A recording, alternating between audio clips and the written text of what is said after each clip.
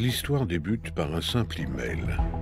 En 2010, Karen King, universitaire américaine spécialisée en christianisme ancien, éminent professeur de la Harvard Divinity School dans le Massachusetts, reçoit un étrange courriel.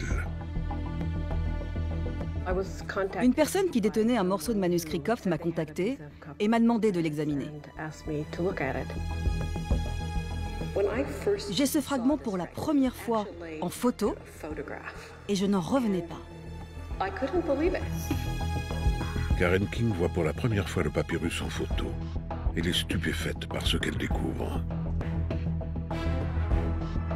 Jésus mentionne clairement ma femme.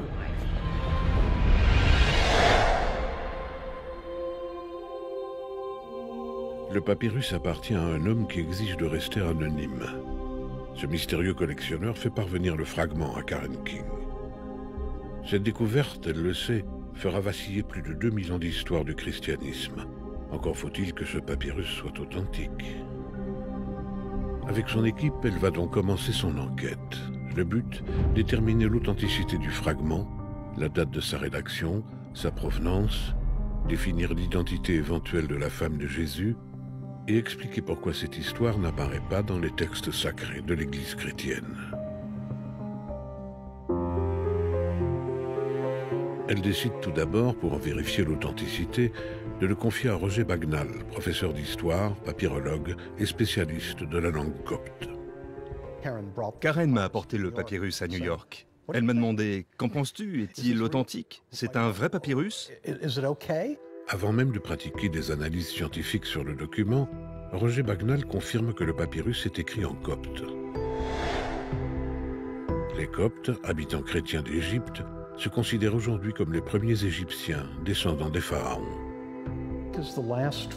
Le copte est le dernier stade de l'évolution de l'écriture égyptienne provenant des hiéroglyphes.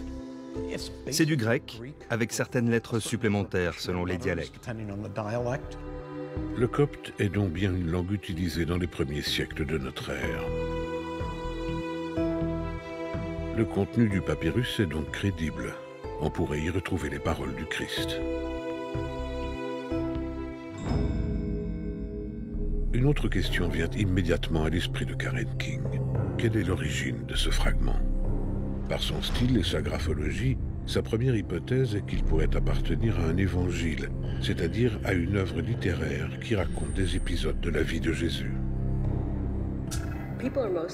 On connaît les évangiles de Matthieu, Marc, Luc et Jean. Mais il existe beaucoup d'autres textes chrétiens, hormis le Nouveau Testament. Mais avant tout, que dit ce fragment de papyrus? Quel est ce texte qui, quelques mois plus tard, va provoquer la colère du Vatican? Peut-on en dire plus sur ce papyrus que ce qu'on peut y lire? Pouvons-nous finir une phrase? En tant que scientifiques, nous émettons des hypothèses pour reconstituer le puzzle. La grammaire nous guide pour compléter une phrase. Est-on certain que ces paroles soient de Jésus lui-même? Selon Roger Bagnall, le doute n'est pas permis. Le nom de Jésus est écrit en abréviation.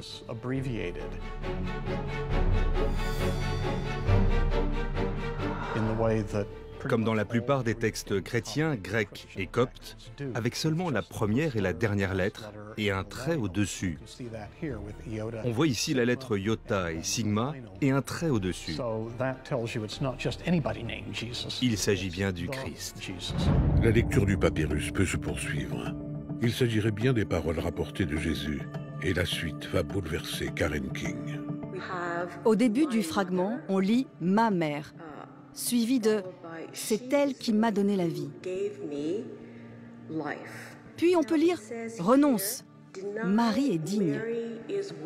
Ce prénom est très commun à l'époque contemporaine de Jésus. Pourtant, Karen King est certaine qu'il s'agit de Marie-Madeleine, la femme qui a officiellement suivi Jésus lors de la crucifixion et qui a vu la première, le Christ ressuscité. Sur cette ligne, le nom Mariam, Marie, est évident.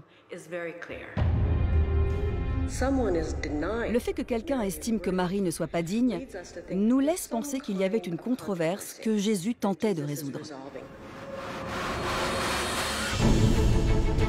Il aurait en effet existé une rivalité entre les apôtres de Jésus et Marie-Madeleine, une femme au milieu des hommes. Ce statut particulier de Marie-Madeleine la met en tension par rapport à d'autres apôtres, notamment Pierre. Pierre se plaint qu'elle sait des choses que lui ne sait pas, il remet en question son honnêteté, il demande à Jésus « mais pourquoi est-ce que tu l'aimes plus que nous ?» Les apôtres auraient eu du mal à accepter Marie-Madeleine parmi eux. Et cette phrase du papyrus, même incomplète, aurait tout son sens.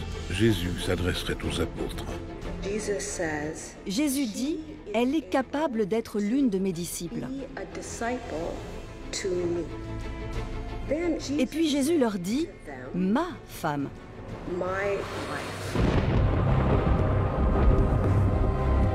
Marie-Madeleine, capable d'être une des disciples de Jésus et même son épouse, c'est cette phrase qui a bouleversé Karen King et choqué le Vatican. Car depuis plus de 2000 ans, les hautes instances de la religion chrétienne ont affirmé le célibat de Jésus comme une de ses composantes essentielles. La réaction de Michael Langlois, docteur en sciences historiques, maître de conférences, spécialisé dans la naissance du christianisme, est sans appel. C'est un papyrus révolutionnaire parce que c'est la première fois qu'un document antique